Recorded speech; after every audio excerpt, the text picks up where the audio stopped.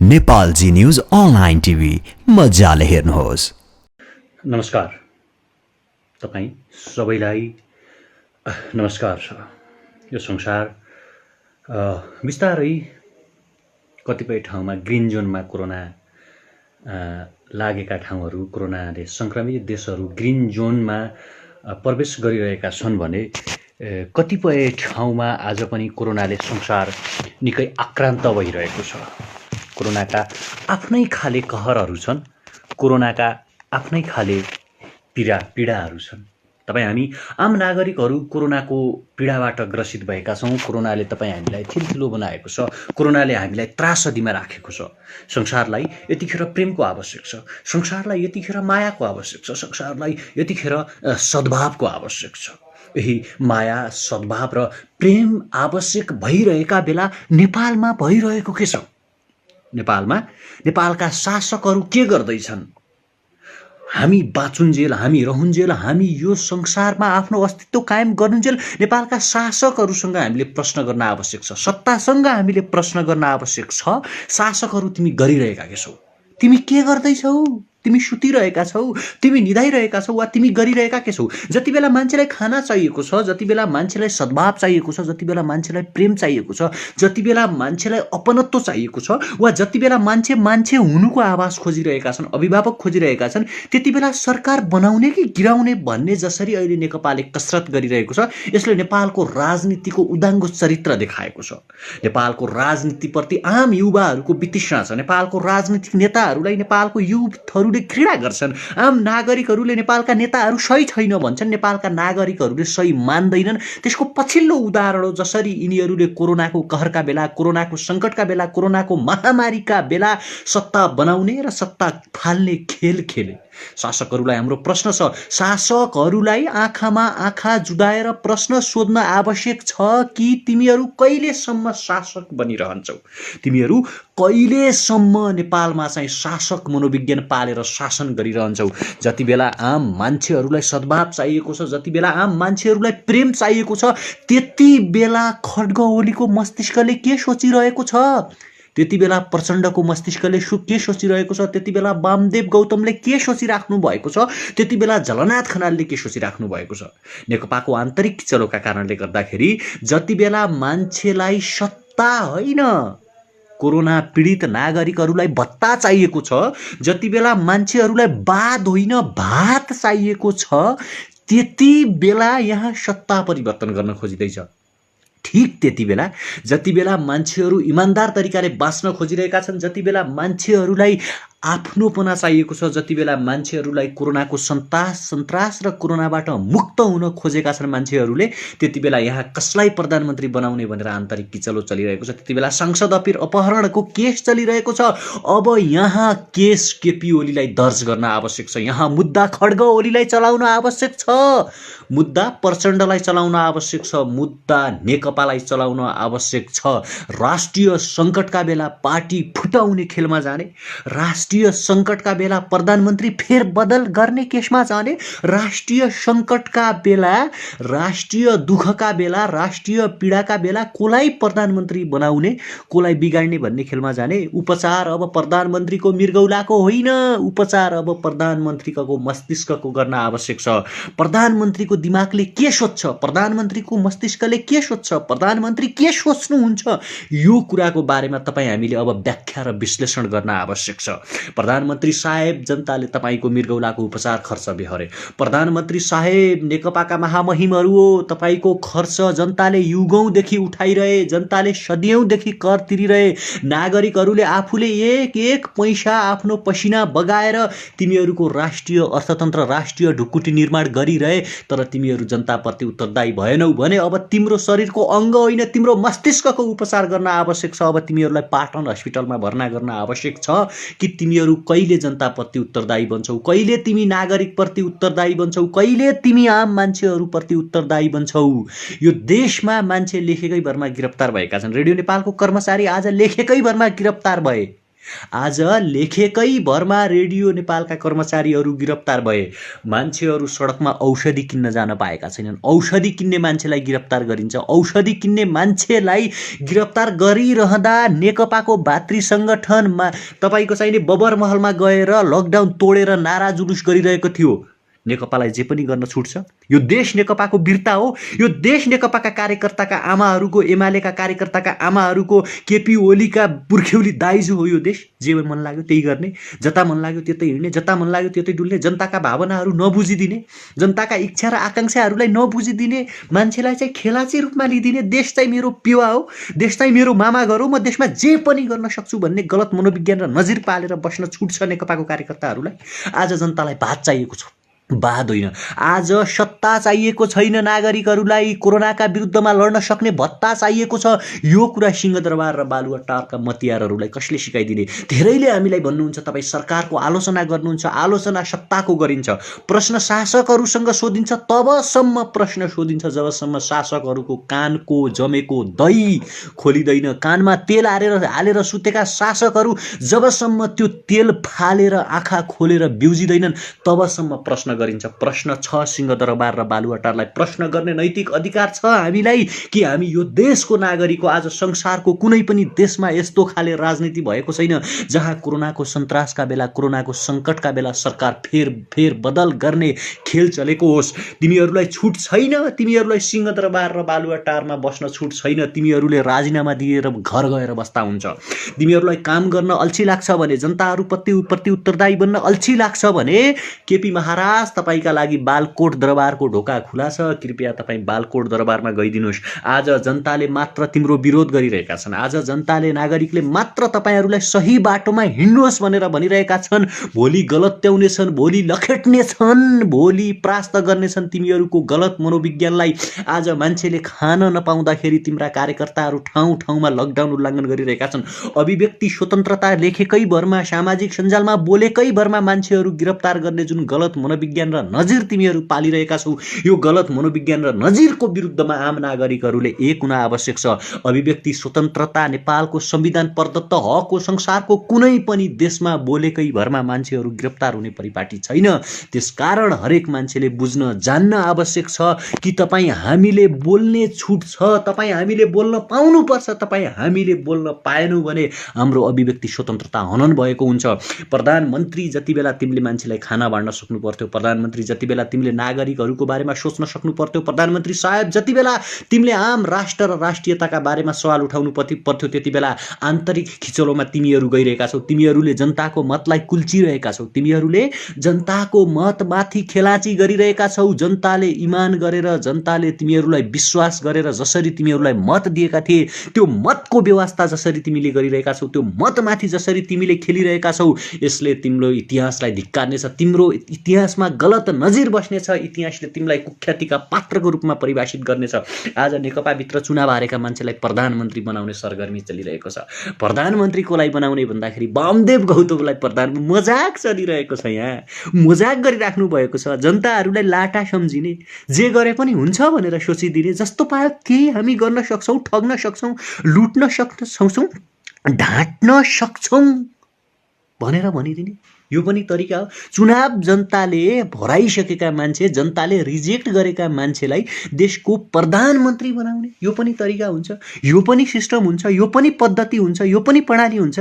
अहिले प्रधानमन्त्री फेरबदल गर्ने अवसर चाहिएको हो, प्रधानमन्त्री फेरबदल गर्नुपर्छ भन्ने मनोविज्ञान जनताले खोजेका हुन् वा जनताले भात खोजेका हुन्। आज 60, 70, 80 लाखभन्दा बढी युवाहरू विदेशमा हुनुहुन्छ। नेपालको अर्थतन्त्रलाई कसरी उकास्ने, विदेश गएका युवाहरूलाई कसरी नेपाल ल्याउने, कसरी नेपालको राष्ट्रिय अर्थतन्त्रलाई बलियो बनाउने, राष्ट्रिय अर्थतन्त्र बलियोका आधारहरू के हुन् भन्ने कुरा बहस हुन सक्नु पर्थ्यो। आज युवाहरूसँग हातेमालो गर्न सक्नु पर्थ्यो, युवाहरूसँग सहकार्य गर्न सक्नु पर्थ्यो, युवाहरूसँग छलफल गर्न सक्नु पर्थ्यो कि आज नेपालको कुन ठाउँमा के चाहिएको छ, कुन ठाउँमा युवाहरूको मनोविज्ञान कमजोर भएको छ, कुन ठाउँका डाक्टरहरूको मनोविज्ञान कमजोर भएको छ, एक ठाउँमा उभिन सक्नु पर्थ्यो, एक आवाज बोल्न सक्नु पर्थ्यो, खान नपाएकाहरूलाई खान बाँड्न सक्नु पर्थ्यो, त्रासको अन्त्य गराउन सक्नु पर्थ्यो।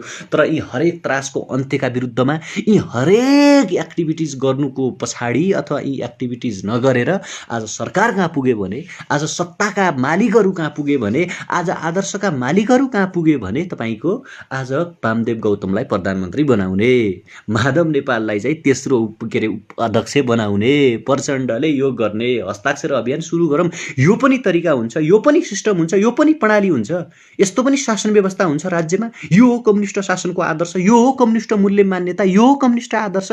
अनि यसरी यिनीहरूले आफूलाई कम्युनिस्ट हुँ भन्न छुट दिन्छ।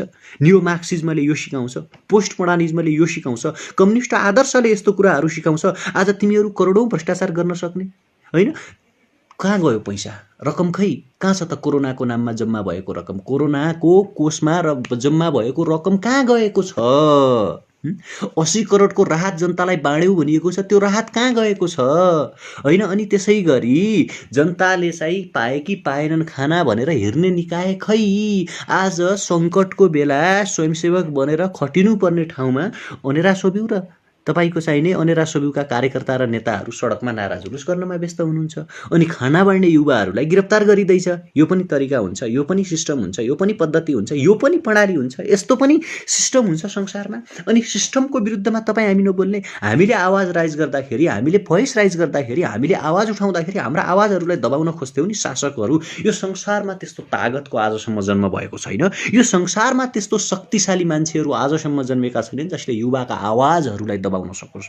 मैले हरेकचोटि भन्दै आएको छु, हाम्रो प्रश्न सत्तासँग हो। यो प्रश्न तबसम्म रहिरहन्छ जबसम्म यो देशबाट भ्रष्टाचारको अन्त्य हुँदैन। यो प्रश्न तबसम्म हामी राइज गरिराख्छौँ जबसम्म यो देशमा शिक्षा, स्वास्थ्य र रोजगारी राज्यको दायित्व हुँदैन। यो प्रश्न तबसम्म गरिराख्छौँ हामी जबसम्म यो देशमा कार्यकारी निर्वाचित राष्ट्र प्रमुखको व्यवस्था हुँदैन। अब मान्दैनन्, झापामा 2-4 हजार जनताले जिताएका प्रधानमन्त्री केपी ओलीलाई यो देशका हरेक मान्छेले प्रधानमन्त्री मान्न आवश्यक छैन। निर्वाचित कार्यकारी राष्ट्र प्रमुखको व्यवस्था गरौँ न, त्यसपछि चुनाव लडेर देखाउँ न जनताले तिमीलाई के गर्दा रहेछन्। झापाको एक ठाउँबाट चुनाव लड्यो, काठमाडौँ आयो, पार्टीको प्रधानमन्त्री बन्यो, संसद किनबेच गर्यो, अनि चाहिँ म राष्ट्रको प्रधानमन्त्री हुँ भनेर व्याख्या गर्ने, यो पनि सिस्टम हुन्छ, यो पनि प्रणाली हुन्छ। यदि देशमा मान्छे जन्मिसकेपछि उसलाई शिक्षा दिने अधिकार कसको हो? राज्यको होइन? त्यो मान्छेको स्वास्थ्यको जिम्मा कसले लिने? राज्यले लिने होइन?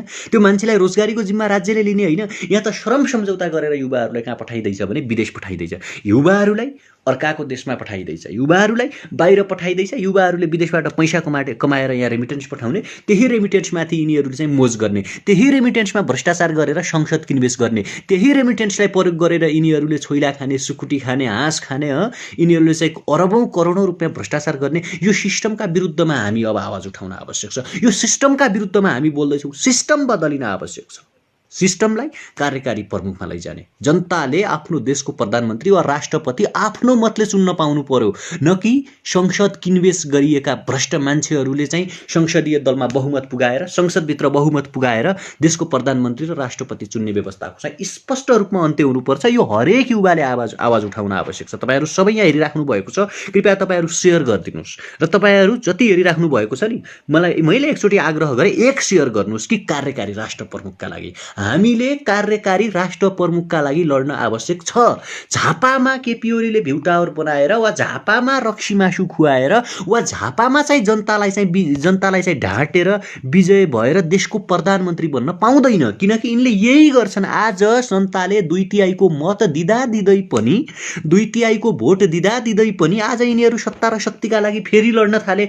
अनि यही सिस्टमका लागि तपाईँ हामी बोल्ने त आउनुहोस् एकचोटि युवाहरू आह्वान गरौँ, सार्वजनिक कार्यकारी राष्ट्र प्रमुख, देशको प्रधानमन्त्री वा देशको राष्ट्रपति चाहिँ जनताले भोट हालेर चुन्ने पाउने व्यवस्था गरी संविधान संशोधन गर्नुपर्छ भन्ने कुराको पक्षमा हरेक युवा हुन आवश्यक छ र यो हरेक युवासम्म यो कुरा पुग्न आवश्यक छ। त्यसकारण हरेक युवासम्म पुगाउने जिम्मा तपाईँको पनि हो, मेरो पनि हो र त्यसकारण तपाईँ यो भिडियो सेयर गर्नुहोस्। आउनुहोस् हामी संविधानमै लेखौँ, जसले भ्रष्टाचार गर्नेछ है, ध्यान दिनुहोस् है, जसले भ्रष्टाचार गर्नेछ त्यसलाई मृत्युदण्डको व्यवस्था हुनेछ, संविधानमै लेखौँ, ताकि भ्रष्टाचारीहरूको मुटु थरथरी काँपोस् क्या, होइन। यो सिस्टम नै गलत छ, पद्धति नै गलत छ, र तपाईँ भ्रष्टाचारको अन्त्य भएको देख्न चाहनुहुन्छ भने तपाईँले आवाज उठाउन आवश्यक छ, मैले आवाज उठाउन आवश्यक छ, हामीले आवाज उठाउन आवश्यक छ कि संविधान संशोधन गरेर संविधानमा यो कुरा लेखौँ कि भ्रष्टाचारीलाई मृत्युदण्डको व्यवस्था होस्। किनकि यो तपाईँले बोल्न आवश्यक छ, यो मैले बोल्न आवश्यक छ, यो हामी सबैले बोल्न आवश्यक छ, यो कुरा आम युवासम्म जान आवश्यक छ।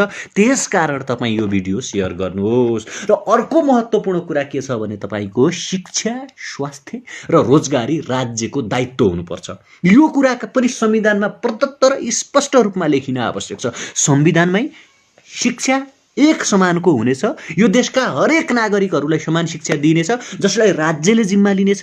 स्वास्थ्य जसलाई चाहिँ राज्य आम नेपालका चाहिँ निजी स्वास्थ्य संस्थाहरू, नेपालका निजी स्वास्थ्यालयहरू हरेक चाहिँ राज्यकरण गरिनेछन्। सरकारले यो देशका हरेक युवाको, हरेक नागरिकको, हरेक व्यक्तिको चाहिँ स्वास्थ्यको पनि जिम्मा लिनेछ भन्ने कुरा संविधानमा प्रष्ट रूपमा यदि लेख्ने हो भने तपाईँ हाम्रो चाहिँ के हुन्छ भने सिस्टम बदलिन्छ, प्रणाली बदलिन्छ। र रोजगारी पनि राज्यको दायित्व हो। उसले कसरी रोजगारी दिने, कुन ठाउँमा रोजगारी दिने, कृषि प्रणाली बढाउने हो कि जलविद्युतमा लगानी लगाउने हो कि उत्पादनमुखी राज्य प्रणाली बनाउने हो कि वा बिजुलीमा लगानी लगाएर चाहिँ युवालाई स्वदेशमै रोक्ने हो कि भन्ने कुरा जान्ने जिम्मा त राज्यको दायित्व हो नि त। त्यो त राज्यको चाहिँ तपाईँको चाहिँ के हुन्छ भने राज्यले चाहिँ सोच्नुपर्ने कुरा आउँछ। त्यसकारण यी तीनटा कुराको सरकारी व्यवस्था गर्नका लागि नेपालको सिस्टम बदल्न आवश्यक छ, नेपालको संविधानमाथि हेरफेर गर्न आवश्यक छ।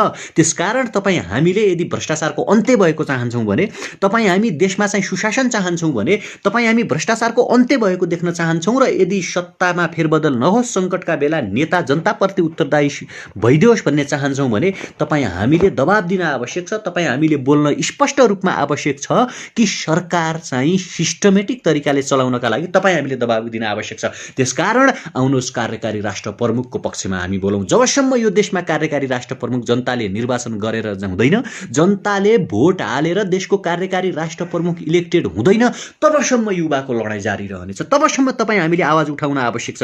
तपाईँ हामीले एक ठाउँमा एउटा सांसद चुन्छौँ, त्यो सांसद माथि पुगिसकेपछि चाहिँ करोडौँमा किनबेच हुने, क्या गोरु भैँसा जस्तै किनबेच हुने प्रणाली, सिस्टम, पद्धति जुन छ, यो सिस्टमको विरुद्धमा आवाज उठाउन आवश्यक छ। एउटा मान्छेले तब भ्रष्टाचार गर्छ जब उसलाई खान पुग्दैन, लाउन पुग्दैन भनिन्छ नि, होइन। तर त्यो सिस्टमको अन्त्यका लागि उसको जो बच्चा जन्मियो भने त्यो बच्चाहरूलाई पढाउने जिम्मा राज्यको, शिक्षा राज्यको दायित्व, होइन। ऊ मान्छे बिरामी हुन्छ भने त्यो मान्छेलाई चाहिँ उपचार गर्ने जिम्मा पनि कसको भने राज्यको, स्वास्थ्य राज्यको दायित्व, होइन। त्यसपछि त्यो मान्छेलाई चाहिने जीवनमा खाना खर्च लाउन जे चाहिन्छ त्यो रोजगारी जुन छ त्यो पनि राज्यको दायित्व भयो भने त मान्छे कम्तीमा त्यो यदि मान्छे हो र उसँग वेल साउन्ड एन्ड मस्तिष्क छ भने उसले करप्सन नगर्ला नि त। त्यसकारण शिक्षा, स्वास्थ्य र रोजगारी राज्यका दायित्व बनाउनका लागि अब युवाहरूले लड्न आवश्यक छ, युवाहरूले आवाज उठाउन आवश्यक छ।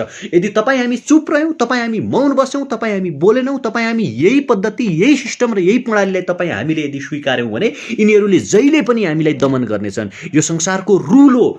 जसरी अपोजिट व्यक्तित्व हामीमाथि प्रहार गर्न आउँछ, हामी ठिक त्यही तरिकाले प्रहार गर्न यदि गयौँ भने ऊ हच्किन्छ, डराउँछ, उसले हामीमाथि प्रहार गर्दैन। हामी चुप बस्यौँ, हामी मौन बस्यौँ, हामी सहँदै गयौँ, अन्याय अत्याचारलाई चाहिँ आफ्नो शिरमाथि थोपर्दै गयौँ र जी हजुरी नमस्कार हजुर, जे हो केपी ओली महाराज हुन्, जे हुन् प्रचण्ड महाराज हुन्, जे हो सिंहदरबार र बालुवाटार, उहाँहरूभन्दा यो संसारमा उत्तम अरू कोही पनि छैन, यिनीहरू हाम्रा भगवान हुन्। यदि तपाईँ हामीले सोच्यौँ र हामीले यही तरिकाले यदि गइरह्यौँ भने यिनीहरूले जहिले पनि तपाईँ हामीमाथि थिचोमिचो गर्नेछन्। अब रह्यो सरकारको कुरा, मैले हरेकचोटि भन्दै आएको छु, यहाँ सरकार मृत छ। मृत सरकारसँग धेरै आश गर्नु पनि बेकार हो। तर अहिले सरकार तिनीहरूले नै सञ्चालन गरिरहेको हुनाले हामीले यो कुरा चाहिँ उहाँहरूलाई एहसास दिलाउन आवश्यक छ। यो कुरा हामीले उहाँहरूलाई जानकारी दिलाउन आवश्यक छ कि यदि तिमीहरू सुध्रेनौ भने, होइन, तिमीहरूको मस्तिष्कले काम गर्दैन भने मृगौला फेरेर के गर्छौ? महाराज तपाईँ पछि मस्तिष्कको उपचार गर्नुहोस्, महाराज आँखाको उपचार गर्नुहोस्। तपाईँको आँखाले भोग देख्दैन भने, तपाईँको आँखाले गरिबी देख्दैन भने, तपाईँको आँखाले बेरोजगारी देख्दैन भने, तपाईँको आँखाले युवाहरूको चित्कार सुन्दैन भने महाराजले पहिला आँखाको उपचार गर्न आवश्यक छ। महाराजका कानहरूले युवाको आवाज सुन्दैन भने, महाराजका कानहरूले युवाको भोक सुन्दैन भने, महाराजका कानहरूले मान्छेको बेरोजगारीको पीडा सुन्दैन भने, महाराजका कानहरूले जनताहरूले खाना मागेको सुन्दैन भने महाराज कानको उपचार गराइबक्सियोस्, मृगौलाको उपचार होइन। केपी ओली महाराजलाई मेरो अर्को आह्वान छ। महाराजले चाहिँ मृगौलाको त उपचार गराइबक्सियोस् महाराज, तर मस्तिष्कको उपचार कहिले गराइबक्सिन्छ? आफ्ना वरिपरिका नातेदार, छर छिमेक, आफ्ना वरिपरिका गुण्डाहरू, भ्रष्ट तस्कर दलालहरूलाई कारबाही कहिले गरिबक्सिन्छ? ओम्नी ग्रुपलाई कारबाही कहिले गरिबक्सिन्छ महाराज? महाराज यति समूहलाई चाहिँ कारबाही कहिले गरिबक्सिन्छ? महाराज गोकुल बास्कोटा फेरि मिडियामा आइसके, बोल्न थालिसके, मेरो त्यो अडियै होइन भन्न थालिसके गोकुल बास्कोटा। महाराज गोकुल बास्कोटालाई कारबाही कहिले गरिबक्सिन्छ? मेरो आह्वान छ, जसले निर्मला पन्तका बलात्कारी हत्यारालाई लुकाए ती मान्छेलाई अख्तियारको आयुक्त बनाउन नलागी बक्सियोस् केपी ओली महाराज। जनताको आवाज सुनिबक्सियोस्, हजुरले सुन्न आवश्यक छ। यदि हजुरले सुनिबक्सिन्न भने महाराजको चाहिँ दिमागको उपचार गराउन आवश्यक छ। आफ्नो मस्तिष्कको उपचार गराइबक्सियोस्। तपाईँको सनकले, महाराजको सनकी प्रवृत्तिले, महाराजको गलत प्रवृत्तिले, महाराजको सनकवादले यो देशलाई चाहिँ अन्धकारमा धकेल्न पाउँदैन। यो देशका युवाहरूको भविष्य बर्बाद गर्न पाइँदैन। यो देशका आम नागरिकहरूको सुन्दर भविष्य बिगाड्न पाउँदैन।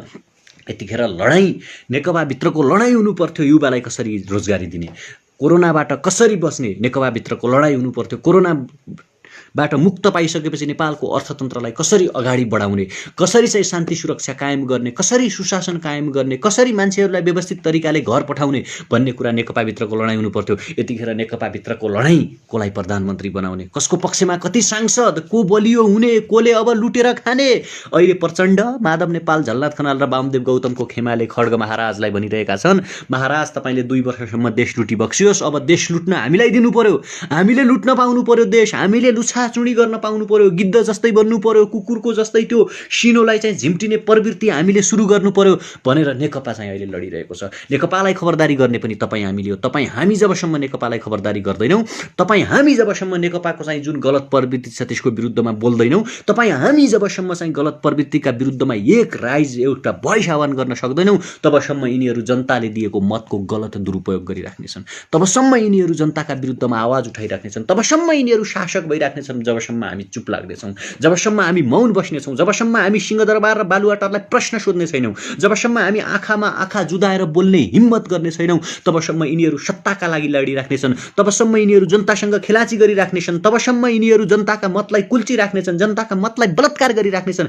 त्यसकारण तपाईँ हामीले आवाज उठाउन आवश्यक छ। त्यसकारण तपाईँ हामीले बोल्न आवश्यक छ। त्यसकारण तपाईँ हामीले एउटै भोइस गर्न आवश्यक छ कि महाराज, यदि तिमीले जनताको मतलाई कुल्चेर महाराजी प्रवृत्तिमा अगाडि गयौ भने तिमीहरूका विरुद्धमा हामी अब सिस्टमका विरुद्धमा लड्नेछौँ, अब हामी प्रणालीका विरुद्धमा लड्नेछौँ, अब संविधान संशोधन गर्ने पक्षमा हामी लड्नेछौँ।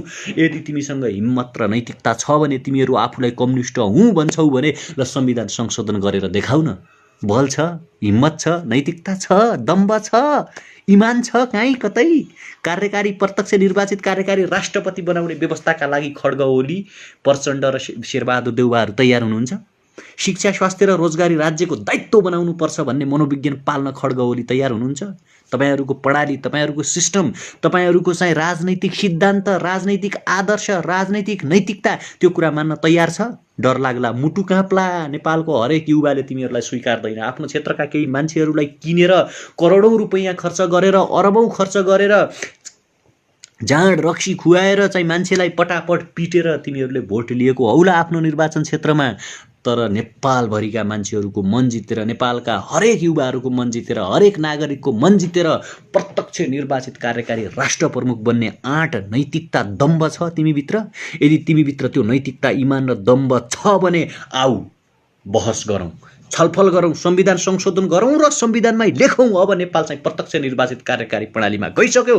त्यसकारण हरेक युवाले चाहिँ बोल्न र जाग्न आवश्यक छ भन्ने नैतिकता र दम्ब पाल्ने हिम्मत छ भने आउनुहोस्, खुला चुनौती भयो, बहस गरौँ।